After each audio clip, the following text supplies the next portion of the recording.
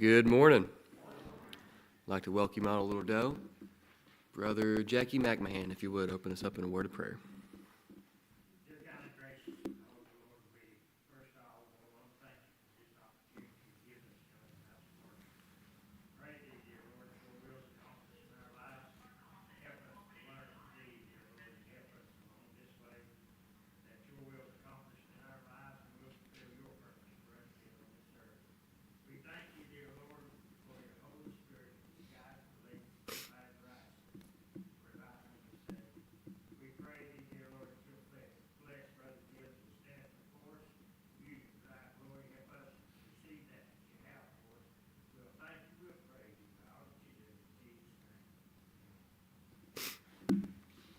Once again, good morning.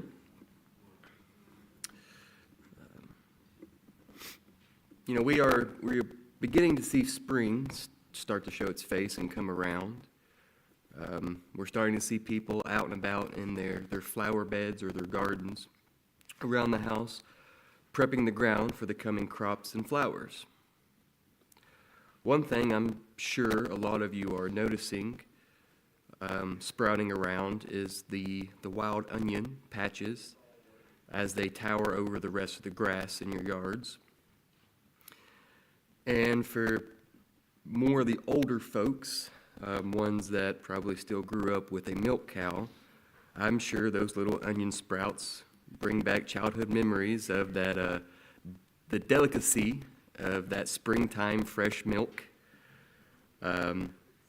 and how that cow enjoyed those fresh, pungent green onions. For most of the people, at least here today, probably look at those onions as a weed and an eyesore, and will seek all manner of means to remove them from their yard entirely. Though in the past, those were once considered a food source to some and might have helped someone survive another day until something more appealing came along. Speaking of another example of a common weed, which here I'm going to stop and, I guess back up and punt by explaining what is the definition of a weed. Mr. Webster says a weed is a plant that is not valued where it is growing and is usually of vigorous growth. Notice here it doesn't really say that the weed is a bad thing in general or it's a specific plant, but it's something that's not valued where it is growing. Now, back to the example of weed. The example I want to give is the infamous dandelion. Yes, those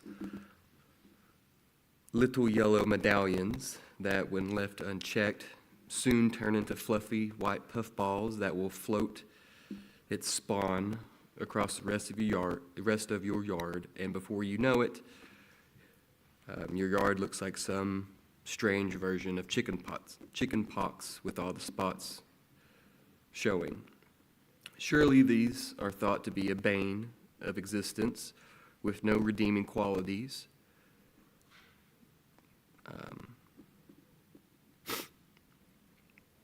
Well, did you know that the dandelion is probably one of the most versed plants in your yard? Being one of the first flowers to bloom, they play a huge role in pollinators. Dandelions actually provide subsistence for over 100 different species of insects.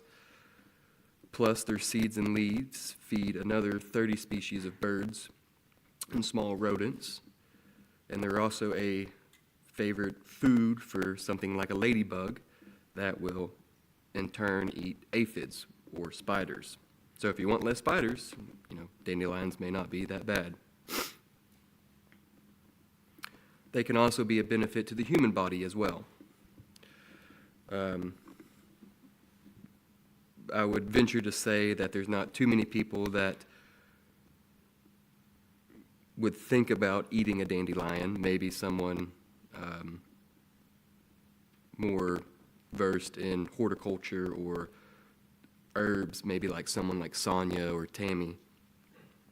But, dandelions can be enjoyed, even though most of us here would seem fairly hard-pressed to find a use for them. Did you know the entirety of the plant can be consumed by humans? The green leaves and stems can be eaten like other greens, like a spinach or a collard green or any other dark leaf green of choice. The dandelion leaves actually have twice as much iron as something like spinach, and over 500% of your daily requirement of something like vitamin K, which is known to fight off Alzheimer's. The flowers are aromatic and can be used as a garnish for dishes, as well as a additive to flavor your honey or a sugar. And the roots can be dried and turned into tea. All of these uses of this weed have had some studies shown to help with heart disease, diabetes, inflammation, liver diseases along with kidney and gallbladder, and even to help a little bit with immunity. All these good things can come from something that we disregard as a weed and will actively seek out and destroy. So why did I prattle on about something as simple as a dandelion? Because I think we are too rigid and closed-minded, and in turn lazy as a Christian, to try to see the good or the potential good in things that, we currently don't see as a use. And we try to take something that is, and we don't try to take something that is relatable in the world and use it for the glory of God. Now, I'm not saying that let me just read what I wrote instead of trying to improvising.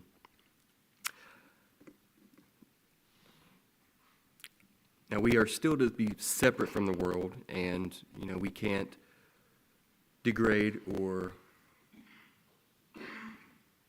accept something that is not morally right. That's not what I'm saying. And, if we did degrade ourselves into accepting sin or something that's not morally right, we would be no better off than any other cult in today's standards. But what I do want to look at or make a comparison to is if in the New Testament you look at Paul's writings. In all of Paul's writings to men like Timothy, Paul takes the people's familiar customs and traditions into account. Paul does not come in with a wrecking ball and try to destroy all in order to rebuild. He bridges the gaps of the lost and God by using methods and teachings that are still biblically sound, but are familiar and easier to relate to with the natives.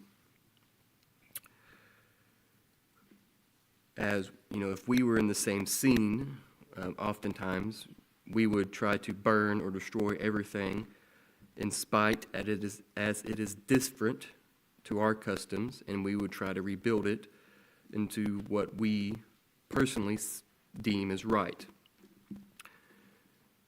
We would rather torch the valley to kill off the weeds, even though that means killing off the flowers, the grasses, the bugs, the trees, and other small animals. As in our mind, it is easier to come in after doing so and sow new grass and replant to fit our ideals instead of looking around to see how I can make what seems maybe a little bit different for me work for God. If I only try to rebuild what fits me, then the only person I am attracting is someone of the same mind. We as Christians shouldn't be trying to attract other Christians. It's our job to attract sinners. Now let me make clear in Paul's writing, never did it say that we are to give up any morals or spiritual ground and let sin in. And Paul makes sure of that and makes sure to note the leaderships of the church are to be very strong in their sound Christianity. But Paul encourages new ways of catching the eye of the world. Romans 8:28, and we know that all things work together for good of them that love God, to them who are calling according to his purpose. Just because it is different to us doesn't mean it is wrong. It's only wrong if it goes against God's will. And like the dandelion we see as a weed today, but as the definition of a weed, like I read earlier, a weed is only a plant that is not valued where it is growing. That doesn't mean that it's not an opportunity to grow it somewhere else or to see its potential and nourish its growth there. If we look at the dandelion in a different light, we may see a better opportunity to meet our own needs or how it can help someone else. And by doing so, that weed is no longer considered a weed. It is considered a flower that is, often nurtured. And when we think of flowers, we think of nurturing and maturing them, or there's something sought after. You go to a bouquetist and you pay what? What's a dozen roses now, like $35? Anyway. We have a joy choir practice today at 5. And then, of course, on Good Friday service, we'll have it on the 18th at 7. On Saturday at 11, we'll be having the Easter egg party. The 20th, Easter morning, we'll be having at 6:30 sunrise service. 11 will be the Easter program, and then no services that following evening. 23rd, we have Holly Modern's birthday. Any other birthdays not listed or anniversaries? Any other announcements that need to come before Sunday school? If nothing else, you are dismissed your classes.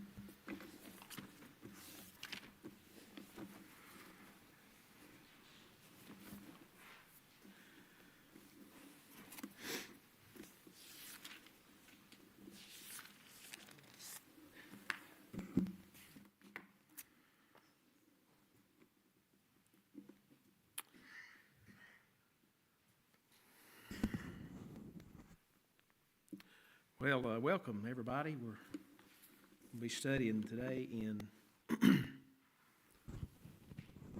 Judges again. 10, 11, and 12 is sort of the chapters we're going to be looking at. I want to look just a little bit at chapter 9. We've skipped that one. Last week's lesson was a good one. Gideon. And we kind of saw there at the end of the chapters about Gideon that he maybe slipped up a little bit there, and I guess we don't always hear about that part, but collected some gold from the people, and I believe it said he made an ephod, I think. Anyway, he made a gold. I guess that's a vest. I'm not sure, but anyway, he made that, and the people took that as something to worship, and how sad of shape that the people are in here, and even though there are times that it seems that they kind of turn things around, we're just still in this vicious cycle of up and down, good times and bad, and we have exactly the same thing going on in today's lesson, just different characters. But following up there on Gideon, he had, believe this or not, he had 70 sons, not the same wife, obviously. Again, that's just not something that we normally think about, but anyway, that was the case. But he had one, and his name was Abimelech, and he maybe was the leader of the group, it seems, and he wanted to kind of stand out and make himself above the others. And I'm not sure if I'm reading through it. I just kind of glanced through it, but I'm not sure if they actually appointed him or whatever, but I guess he wanted to fill in for his dad. But he started off bad. He killed all of his brothers, or at least I might have read where one of them survived or something, but he killed them all. And, you know, what a family, what a messed up bunch. As I was thinking about this week as I was reading, and then his hunger for power, he goes on, and eventually he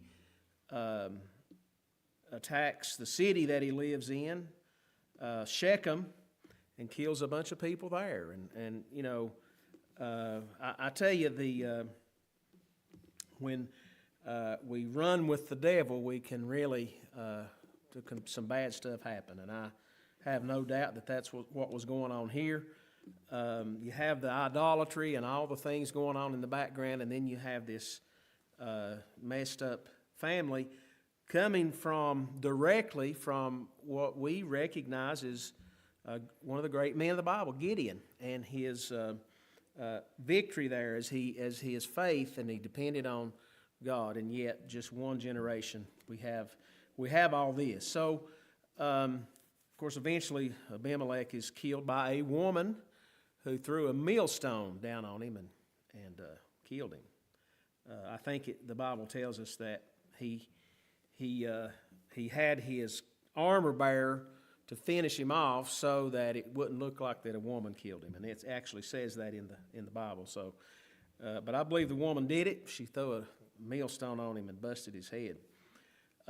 Fitting end, I guess, for such a man. But anyway, we move on to chapter 10, and there around Gideon's time, it said that they enjoyed 40 years of better times, but then, of course, Abimelech changes all that. In chapter 10, it tells us about two other judges who ruled about 45 years total between them, Tola and Jair. And they don't tell us much in Judges about those two other than they ruled.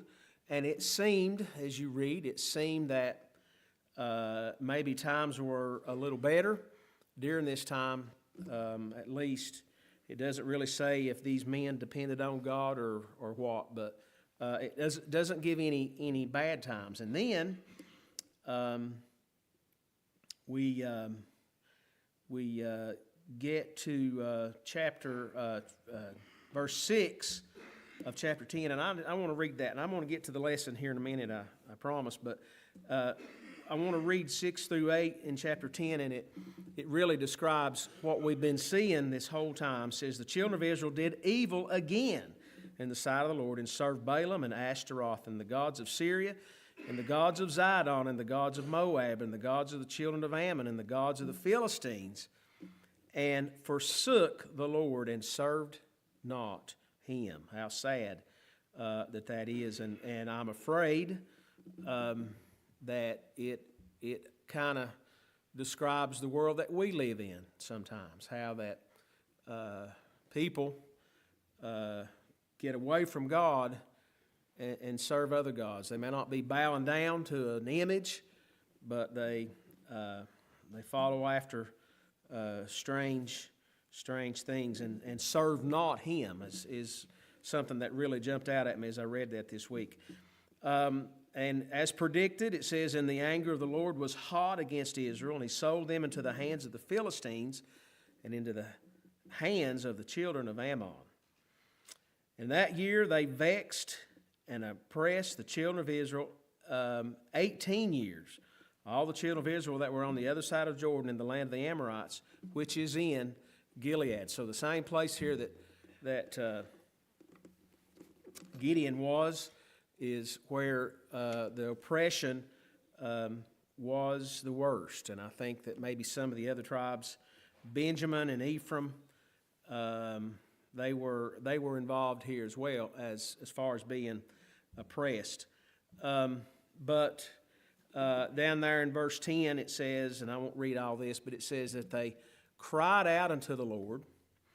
And as you read on down, God says, maybe you should hunt after some of the other gods you've been worshiping, see if they can help you out any. And the people said no. They said, we'll just do whatever you feel is best, but just deliver us. So, and it said that God, see if I can find exactly what he said here. And his soul was grieved for the misery of evil. And when I read that, I guess it was last night, I was studying a little bit, I thought just how much God's soul must be grieved in the day that we live in, as he sees maybe some of even his own people that are going in the wrong direction. And just amazing how that times are we feel like are much different that back then, and then how much they really are the same. So we get to chapter 11, and that's really where the bulk of the lesson comes from, as you find in your quarterly. And we've got a new judge, and I've been working on this week more than once, trying to pronounce this guy's name. And if I pronounce it wrong, I apologize, but I'm going to call him Jephthah. I don't know. Most of the time you can sound out the word and eventually get it, but this one for me was difficult. But we'll call him Jephthah, the Gileadite, I guess. So he's in the same part of the world there that Gideon comes from. And let me just read there. I'll start reading there. Now Jephthah, the Gileadite, was a mighty man of valor, and he was the son of a harlot. And Gilead beget Jephthah. And Gilead's wife bare him sons, and his wife's sons grew up, and they thrust out Jephthah, and said unto him, Thou shalt not inherit our father's house, for thou art the son of a strange woman. Then Jephthah fled from his brethren and dwelt in the land of Tob, and there were gathered vain men of Jephthah and went out with him. And it came to pass in the process of time that the children of Ammon made war against Israel. So I'll stop and just comment here a little bit about Jephthah. And his beginnings were not the norm. His father was conceived with a harlot, it says, by his father. And again, it just shows the vile and the awful stuff that was going on. And here is this product. But he says that he was a mighty man of valor. So he in war and things like that, he was strong and confident. And it'll go on to tell us, I'll read that, at how that he went out and kind of protected people. I'll get to that in a minute, but his family kicked him out and said, "Hey, we don't want no part of you. You're not one of us. You're from somebody else." And he had to move out and move to another city. It seems another location. And then here comes, we've already saw how that the children of Israel did evil in the sight of God, and here comes Ammon wanting to strengthen their hold. It seems like they already kind of had control, but they wanted to strengthen them, and they come to make war against Israel. It says in verse 5, "And it was so that when the children of Ammon made war against Israel, the elders of Gilead went to fetch Jephthah out of the land of Tob." So they didn't really want him around until it came time to do some fighting, and they recognized his skills, probably his leadership, and said, "Hey, we gotta go get Jephthah and get him involved here, because otherwise we're going to have troubles." And they said to Jephthah, "Come and be our captain, that we may fight with the children of Ammon." And Jephthah teases them a little bit. He said unto the elders of Gilead, "Do you not hate me and expel me out of my father's house? And why are you coming to me now when you are in distress?" I guess it was one of those "I told you so" moments for Jephthah. You didn't need me before. Now you do, and we'll see that take place in our world every now and then. "And the elders of Gilead said unto Jephthah, Therefore we turn again to thee now, that thou mayest go with us and fight against the children of Ammon, and be our head over all the inhabitants of Gilead. And Jephthah said unto the elders of Gilead, If ye bring me home again to fight against the children of Ammon, and the Lord deliver them before me, shall I be your head?" So he asked him again, "Are you sure that if I do this thing, you're going to make me the leader?" And the elders of Gilead said unto Jephthah, "The Lord be witness between us, if we do not so according to thy word." So they swear, I guess is a word that's used sometimes, that this is going to be the case. So Jephthah went with the elders of Gilead, and the people made him head and the captain over them. And Jephthah uttered all his words before the Lord in Mizpah. And Jephthah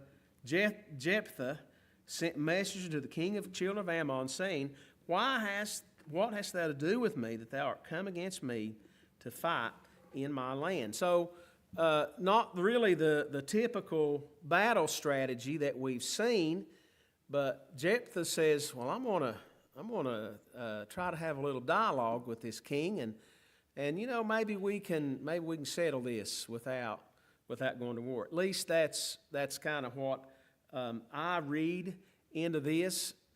So he was trying to, I think they call that diplomacy. Trying to be a little diplomatic about all this and say, let's just don't do this. Why are you coming against me and my people? And the king replies back, and I'll just read it. It says, "And the king of the children of Ammon answered unto the messengers of Jephthah, because Israel took away my land when they came up out of Egypt from Arnon, even unto Jabbok and unto Jordan.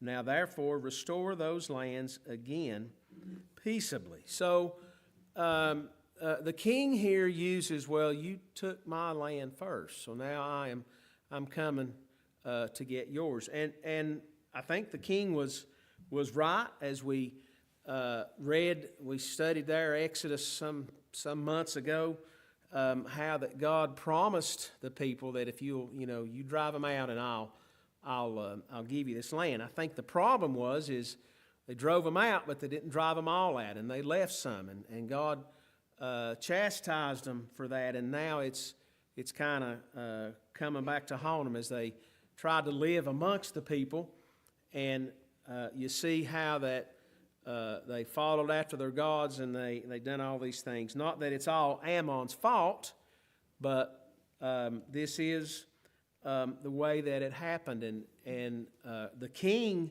knows the history. We'll read here that Jephthah knows the history. Jephthah looks at it just a little bit different, and I want to read that starting in verse 14. And Jephthah sent messengers again unto the king of the children of Ammon, and he said unto him, as I read that, he sent messengers. Of course, no mail, no nothing like that. So Jephthah and the king had to rely on these people to take him the message back, and I just how interesting that must have been. I'm sure Jephthah, wanted to make sure. Now you tell him this, and this, and don't tell him this, and you wonder how the message got there. But anyway, we'll read it as it is. And he said to him, Thus saith Jephthah, Israel took not away the land of Moab, nor the children of Ammon. So listen up. But when Israel came up from Egypt and walked through the wilderness into the Red Sea and came to Kadesh, then Israel sent messengers unto the king of Edom. I know y'all remember that, saying, Let me, I pray thee, pass through thy land. But the king of Edom would not hearken thereto. And in like manner they sent unto the king of Moab, but he would not consent, and Israel abode in Kadesh. So we're talking about the land of Moab here. The Ammonites is where they lived, and Israel, all they wanted to do was pass through to get to where they were going. And both Edom's king, who, if you remember, was the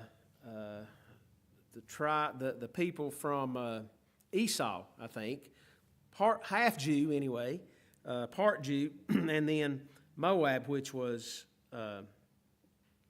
not Jewish at all, just the Gentile folks.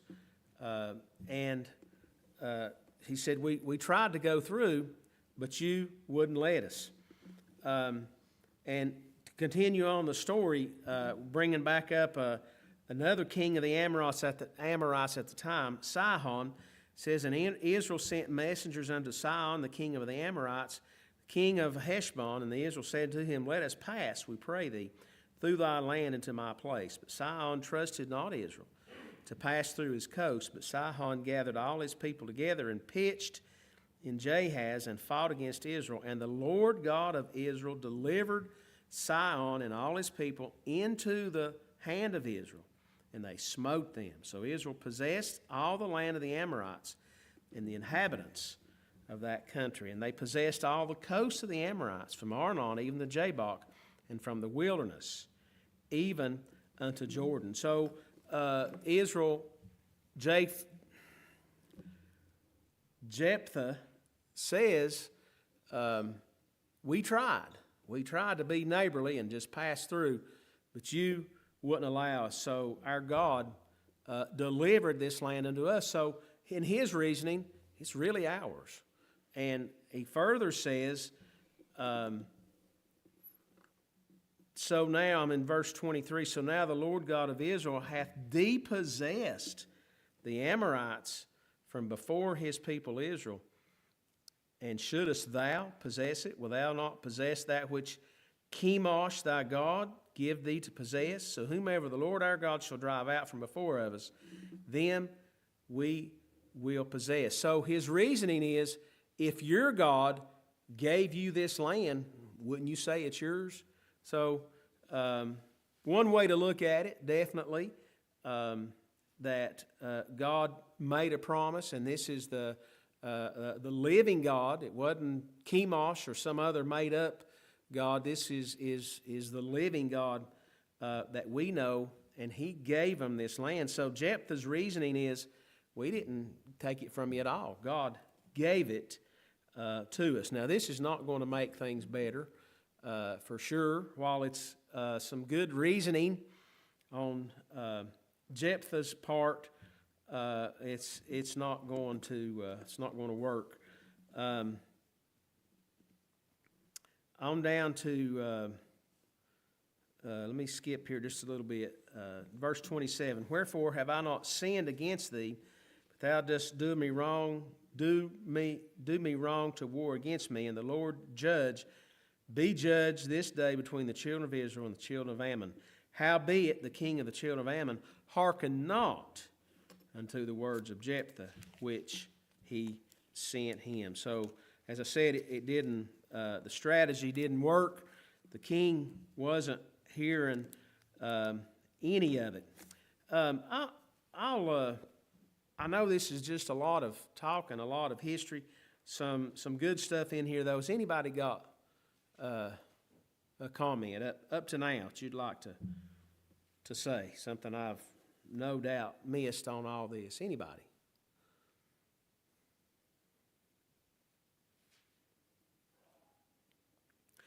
Well, I'll go ahead and we'll give you another opportunity here after we go through some more. But so they're getting ready to obviously they're getting ready to go to war, and as most of the judges did or do, we could say, Jephthah consults God. He does it in a very different way, and I meant to kind of comment on at the very first that a little bit sad the way that this ends up, depending on how you look at this vow and exactly what happened. The Bible doesn't tell us exactly. It insinuates a little bit, but it doesn't tell us. So I'll go ahead and get to that part. Then the Spirit of the Lord came upon Jephthah, and let me comment on that. We see in the Old Testament how that God's Spirit wasn't always with man like He is today, and thankfully that we have His Spirit with us at all times, but it would come upon them, and for a time being, for a certain time, the Spirit would come and speak to them in some way, and the Spirit of the Lord came unto Jephthah, and he passed over Gilead and Manasseh, and passed over Mizpah of Gilead. From the Mizpah of Gilead he passed over into the children of Ammon. And during all this time, here in verse 30, it says, And Jephthah vowed a vow unto the Lord, and said, If thou shalt without fail deliver the children of Ammon into mine hands, then it shall be that whatsoever cometh forth out of the doors of my house to meet me, when I return in peace from the children of Ammon, shall surely be the Lord's, and I will offer it up for a burnt offering. Now, these are kind of some sad words, as we'll see. And I think that, if we try to think about what all happened here, it seems like that Jephthah, as good as he started out, trying to negotiate and do all that, I think he was a little bit misguided. And negotiating with God is not really something I think that we should be doing, and this really was what it was. And he says, if you'll just do this, and we may probably heard the old adage, if someone's in the hospital, and I've never really actually heard anybody say it, but I've heard people talk about it. Lord, if you just help me get out, I'll live for you after that, and whether they do or not is up to them, but it was kind of one of those types of things here. If you'll just help us, whatever comes out of the house first, I'll offer it. Now, I don't know what he was expecting, if he expecting an animal or a sheep or whatever. It wasn't near exactly what happened if you've read ahead. As far as a vow, I think that we do need to make a vow to God, not as a if you'll do this, I'll do that, but we do need to honor Him and do the things that He expects us to do as far as the vow goes.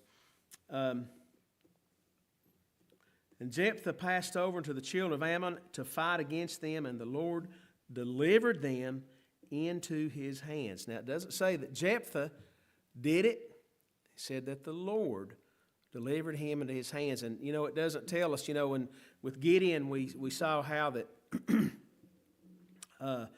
they beat on the pitcher and had the light and scared the people to death, basically, the Midianites. But it just says he delivered him unto his hands. And he smote them from Or even until they come from Minnith, even 20 cities into the plain of the vineyards with a very great slaughter. Thus the children of Ammon were subdued before the children of Israel. So it happens again. It's already happened once there in Moab, and here we go again. And God,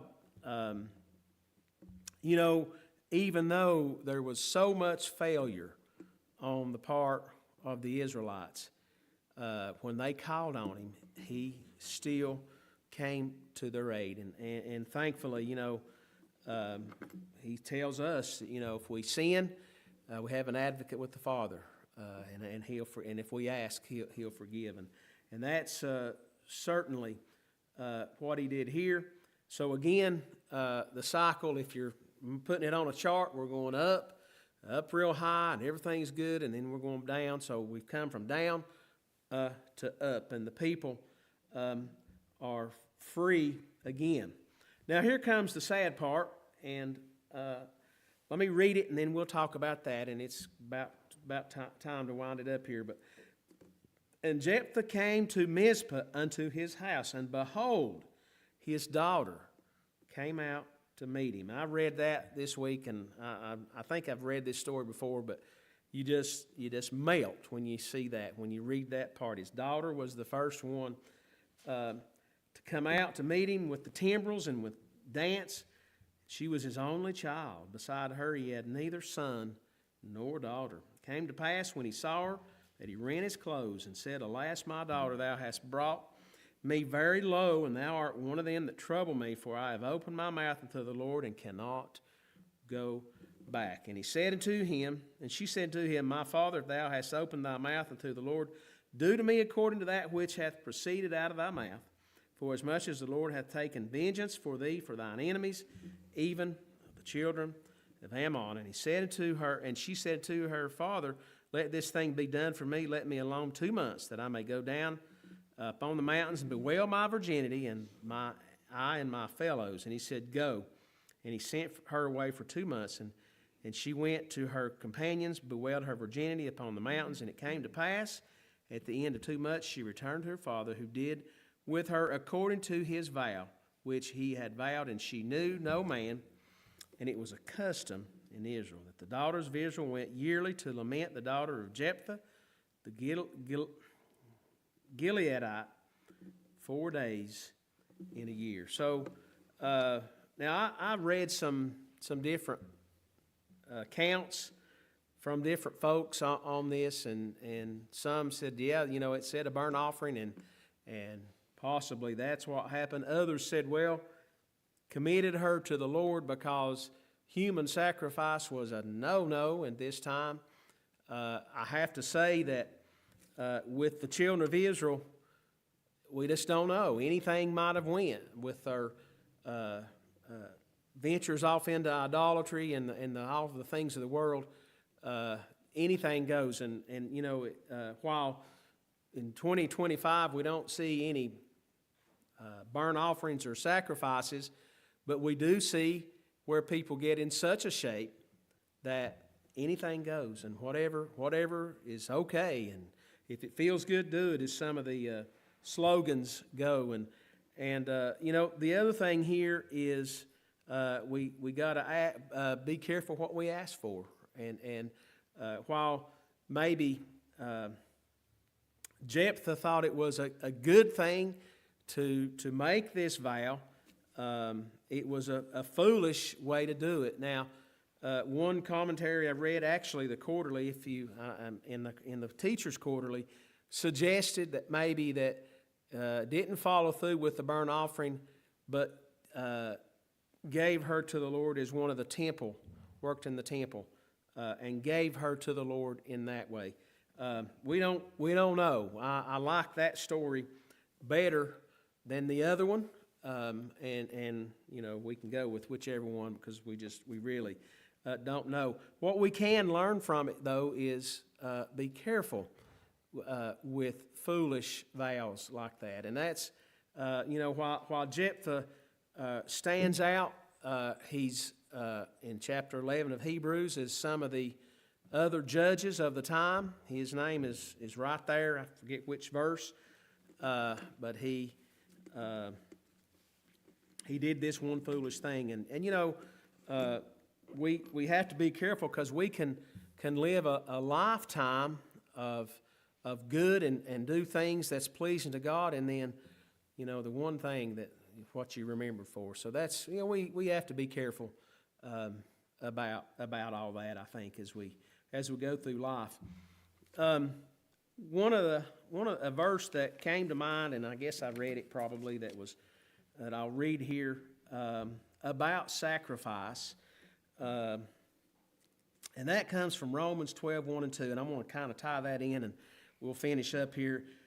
Romans 12, 1 and 2 says, I beseech you therefore, brethren, by the mercies of God, that ye present your bodies a living sacrifice, holy, acceptable unto God, which is your reasonable service. And be not conformed to this world, but be ye transformed by the reviewing of your mind, that ye may prove what is that good and acceptable and the perfect will of God. So, no burnt offerings, but our bodies as a living sacrifice. And that's just one of the things that came as I read through some of this stuff.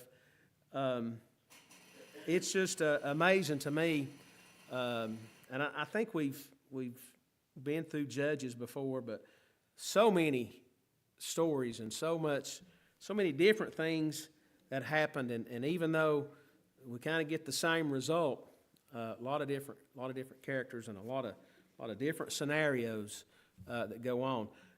Still, though, same God as always, there to pick them up when they fail, and thankfully that same God is still with us today, and I'm thankful for that. I'll stop there and see if anybody has a comment you'd like to make.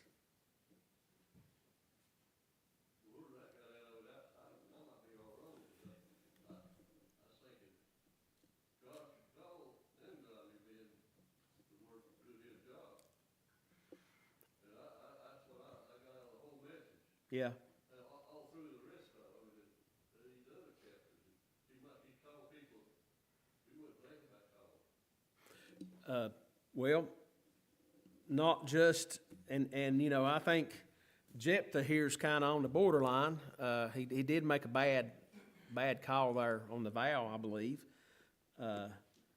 But next week is Samson, and you know, God used him, even though he was not your best role model, not one of the judges that, not our ideal judge, we'll call him, but and that's exactly what I was thinking, Eddie. We aren't perfect, and God can still use us if we'll let Him. So.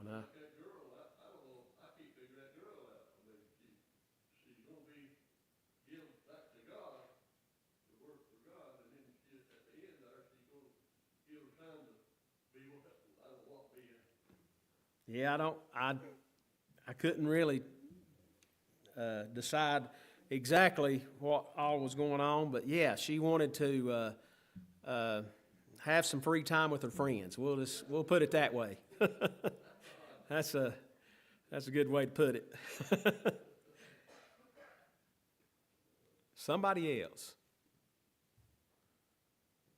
Well, I certainly appreciate your attention, and the bell did ring. It's about that time, so I'll dismiss us, and a few minutes we'll go into the worship service. Our Father, we thank you again for the day and for your word, for these the stories, the human stories that we read, and I know that there's many things that we can learn from this, and I thank you for it and for the message that are in these. And Lord, I just ask your blessings today on the service. Be with Brother Tommy as he stands before us, and the singing, each thing that's done, Lord, we'll just always want to lift you up. In Jesus' name, amen.